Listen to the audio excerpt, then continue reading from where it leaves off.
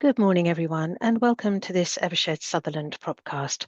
My name is Caroline Andresia, and I am the professional support lawyer to the real estate practice group here at Evershed Sutherland. Our subject today is the latest frequently asked questions on the proposed ban on upwards-only rent review.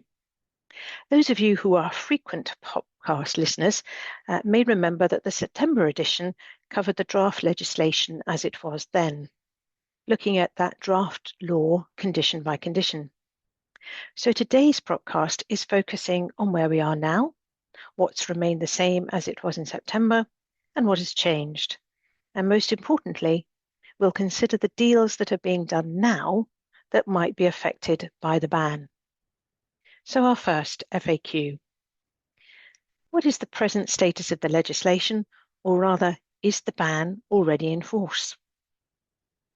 The English Devolution and Community Empowerment Bill, with its all-important Schedule 37 on upwards-only rent review, received royal assent on the 29th of April.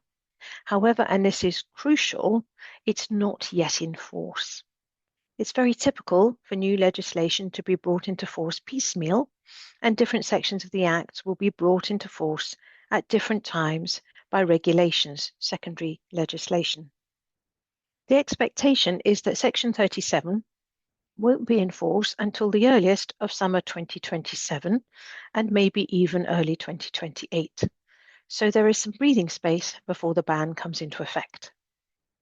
Of course, some legislation achieves royal assent, but is never actually brought into force, perhaps if the domestic political landscape changes, for example. But it looks like the ban is coming, so best be prepared. We are also promised a government consultation on some aspects of the legislation, in particular the use of caps and collars, where a rent is calculated in accordance with indexation, most usually RPI or CPI plus 1%. And we're also promised government guidance on the effects and implementation of Schedule 37 as a whole. And remember that the legislation itself provides for exceptions to the ban to be made by way of regulation, and that industry body lobbying continues. So there is some way to go before we reach a definitive landing. So the legislation may have achieved royal assent, but without consultation, without the government guidance, and perhaps without exceptions that might be made, we're not quite there. So that's the present status of the legislation for now. Moving on to our next FAQ, well, what has stayed the same? Much of the fundamental workings of the ban and how it is implemented has stayed the same, which is helpful for those of you who listened in September or who might like to go back to our website and find the September recording. Schedule 37 will add two new schedules to the old familiar Landlord and Tenant Act 1954, Schedule 7A and Schedule 7B. Schedule 7A will impact upwards-only rent review during the term of the lease, where the rent is based on indexation of some sort, market values, or the tenant's turnover. Schedule 7B will impact upwards-only calculation, again where the rent is reviewed in accordance with indexation, market values, or tenant's turnover, of the initial rent payable under a lease, which is entered into what the Act refers to as a tenancy renewal arrangement. So 7B is looking at leases contracted to enter into and the initial rent payable on day one of the lease. And that tenancy renewal arrangement is some sort of contractual arrangement with an existing tenant for a new lease of the whole or part of the same premises. So we still have two separate but similar circumstances. Now, I will continue to refer to the ban, but there's an important nuance to that. Both schedules don't actually contain a ban on upwards-only rent review drafting. Paragraph 9 in Schedule 7A and Paragraph 8 in Schedule B simply render ineffective any such drafting to the extent it would mean that the new passing rent or the new initial rent is higher than the calculated rent. So the wording can still be in a lease, but the statute will just render it ineffective. And it's not just a ban on upwards only. The schedules also render ineffective any drafting that might like to limit how far a rent might fall on review or how low the initial rent might be set under a tenancy renewal arrangement. So not just a ban on not falling upwards only, but also a ban on how far it can fall. The schedules still apply to business tenancies, by which it means leases to which Part 2 of the Landlord and Tenant Act 1954 applies or has the potential to apply. This potential to apply angle was added during the course of the legislation's passage through Parliament. So the schedules effectively apply to leases that allow a business use, whether the tenant is occupation or not, whether the tenant is carrying out a business or not. And it also applies to leases that are contracted out of the security of tenure provisions of the 1954 Act. All those considerations stay the same. It's still leases, not license or concession arrangements, for example.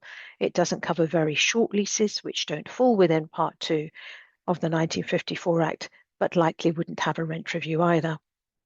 And at the moment, it's leases of all types of properties in all sectors. Though, as I mentioned, there is industry lobbying on that particular topic. It still covers leases with rent review terms, that is, terms under which an amount of rent payable under the lease will or may change during the term of the lease, and where the rent review terms do not specify the amount of the new passing rent. So that's an amount that isn't known and can't be determined at the time the lease is granted. So stepped rents set out at the start of a lease, they're still just fine. It's where a tenant could not know the level of rent payable at some point during the lease. Schedule 7A still contains provisions that override lease drafting if it is necessary to allow a tenant to take whatever steps necessary to initiate or conduct a rent review to avoid a get-around where a rent review may only be triggered by a landlord's action. So that's what stayed the same. What has changed? Well, let me start with an informal update. And when I say informal, I mean outside of changes to the legislation itself. We've had sight of a letter from a government official giving an opinion on rent review provisions that have a structure such as the higher of the indexed rent or the open market rent. That letter says that even after the ban is in force, so long as both alternatives are allowed to ebb and flow, the new passing rent can be the higher of the two. Now that's just a letter. Hopefully what it says will become part of the formal government guidance in due course. But the big change since the last PROPcast in September is the new concept of a tenancy renewal arrangement, which I mentioned earlier, and a key date, that of the 17th of March 2026. These are both significant changes to what was previously the post-commencement tenancy condition. You might remember that when we went through the draft legislation in September, that draft stated that Schedule 7A would only apply to leases entered into after the schedule came into force, and that it wouldn't apply to leases completed before the schedule came into force or pursuant to a contract entered into before the schedule came into force, even if the lease was completed otherwise. What we have now instead is the concept of protected pre-commencement arrangements. The ban will apply to a lease granted or varied so that it contains rent review terms. That was another loophole closed. So the ban will apply to a lease granted or varied so that it contains rent review terms after Schedule 7A comes into force, and that grant or variation was not made under a protected pre-commencement arrangement. And as you might expect, protected pre-commencement arrangement means arrangements that were entered into before the schedule comes into force. So far, so as before. But there is an exemption. Not all pre-commencement arrangements are protected pre-commencement arrangements. Those that aren't protected are where the following three conditions are all met. Firstly, that the lease to which they're leading is a new tenancy, meaning a new lease of the whole or part of the premises of which the tenant already has a lease to which Part 2 applies, what the legislation refers to as the existing tenancy. The arrangement is a tenancy renewal arrangement, i.e. one under which the tenant under that existing tenancy can require the landlord or another person to grant them a new lease, or can be required by the landlord or another person to take a new lease. And that tenancy renewal arrangement was entered into on or after the 17th of March 2026. In those circumstances, pre-commencement arrangements will not be protected pre-commencement arrangements. And if the lease which follows is completed after the schedules come into force, the lease will be subject to the ban. I know that's complicated and it's a lot to unpack, but it helps if we appreciate the reason behind the change. If this change hadn't been made, landlords of existing tenants might have required those tenants to enter into a flurry of agreements for renewal leases or agreements for reversionary lease, one after the other, all exchanged before the schedules came into force, all of which would have led to leases with upwards only rent reviews during the term, despite Schedule 7A coming into force, or an upwards only review of the initial rent payable under a new lease, despite Schedule 7B coming into force for many years to come. So to put it more simply, one particular category of pre-commencement arrangements is no longer a protected pre-commencement arrangement. An agreement for a renewal lease, an agreement for a reversionary lease, an option to renew, and so forth, entered into with an existing tenant for a new lease of the whole or part of the same premises, exchanged on or after the 17th of March this year, will lead to a lease that is subject to the ban if that lease is completed after the schedules come into force. Our next FAQ is whether the legislation will have retrospective effect. Not generally, no, in the sense that upwards only rent reviews in leases granted before the ban comes into force won't be changed. So that's all leases completed before the ban comes into force, even those that are pursuant to a tenancy renewal arrangement that was signed up on or after the 17th of March this year. So upwards only rent review is likely to be with us for some time yet. Now, not retrospective, but something that will affect existing leases when the schedules come into force. All existing leases will be caught by Part 4 of Schedule 7A, where that existing lease requires any permitted sublease to include rent review on an upwards only basis, or only permits rent review in a sublease on an upwards only basis. So if an existing lease has a control on subletting, then as and when Schedule 7A comes into force, the existing lease is to be read as if it required or permitted rent review terms in any sublease of any kind that wouldn't result in an upwards only review. So that's an effect on leases already in existence when the schedules come into force. Alongside that, though, there are situations where the proposed ban should be taken into account in some deals being done now because of that concept of a tenancy renewal arrangement entered into on or after the 17th of March 2026. So to explain where and when we need to be thinking of the ban even now, let me walk you through some common scenarios. So for example, agreement for lease or straight to lease? Well, at the moment, whichever suits the landlord and tenant better.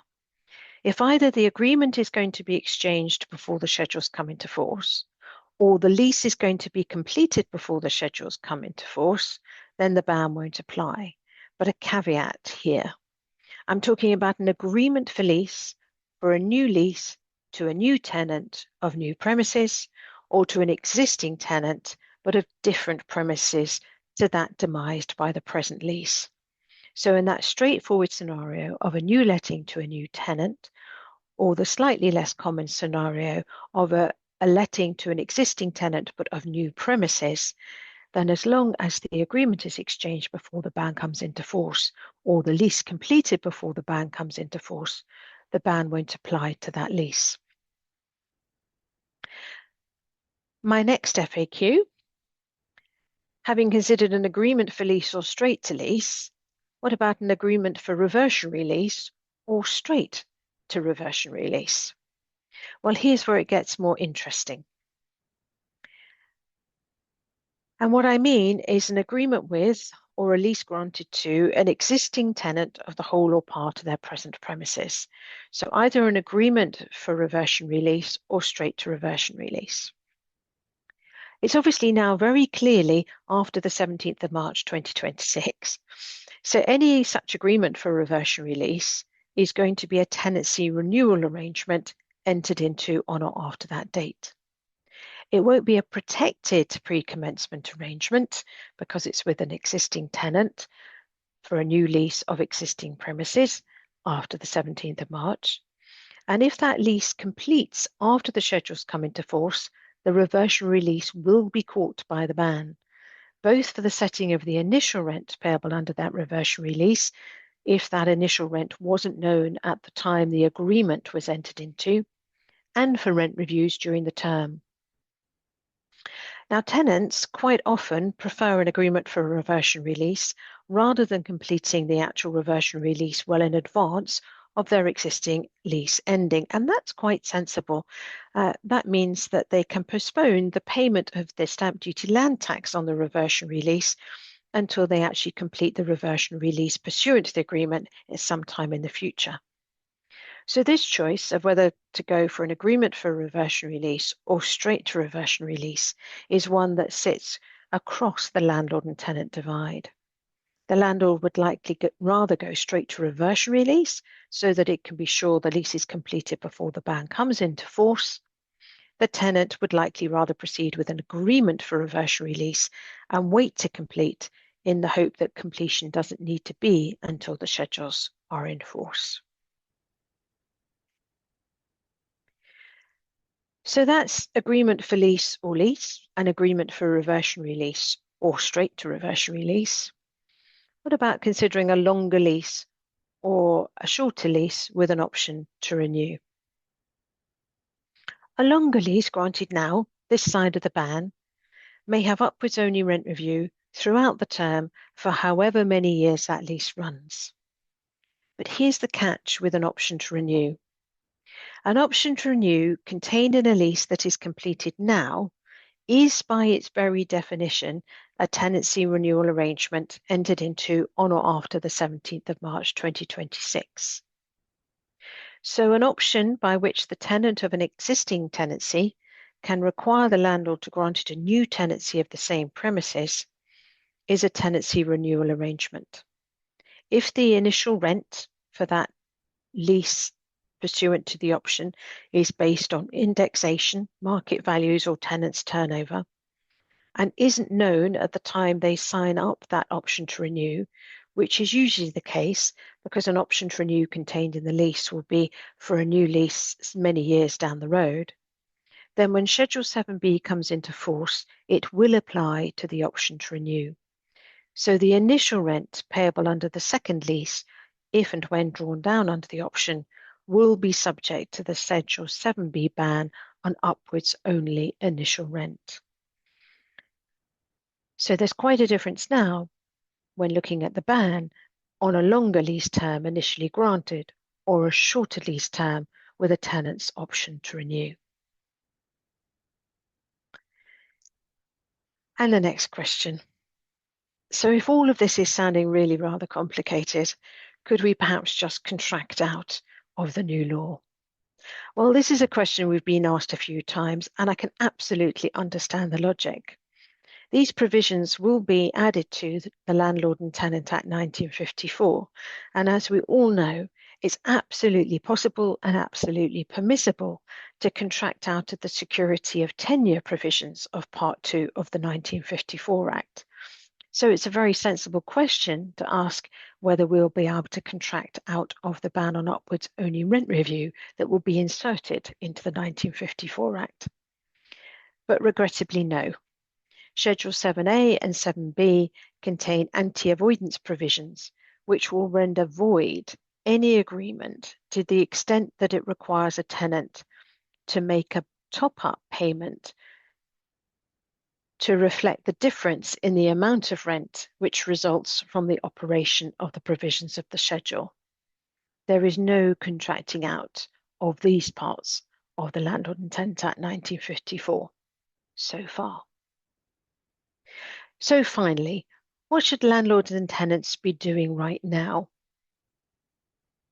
Well, from a legal point of view, most importantly, watch out for those tenancy renewal arrangements that are signed up on or after the 17th of March this year.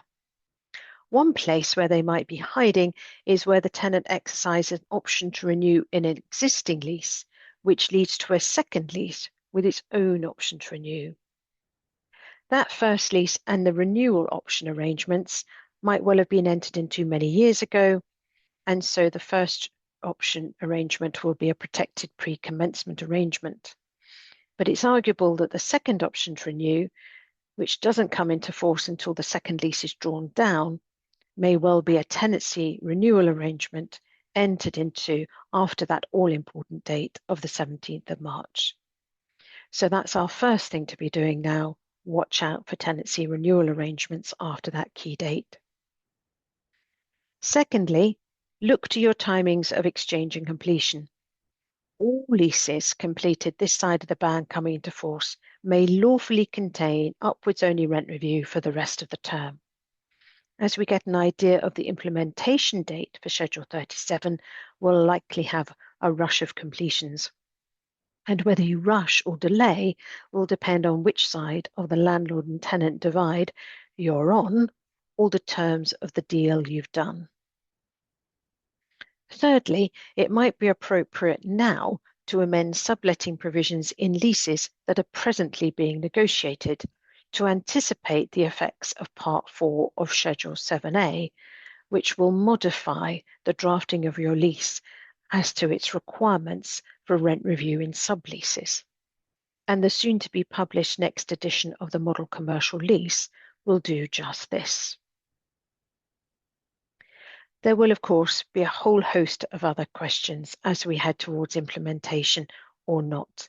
Questions that arise in line with the consultation and its responses, in line with any government guidance we receive, and any secondary legislation as to exemptions. And I think we should, for now, take great care, transaction by transaction, to ensure that the proposed ban has been considered, even if it's quickly dismissed as not relevant. And I look forward to further PROPcasts on this very issue. Thank you for listening.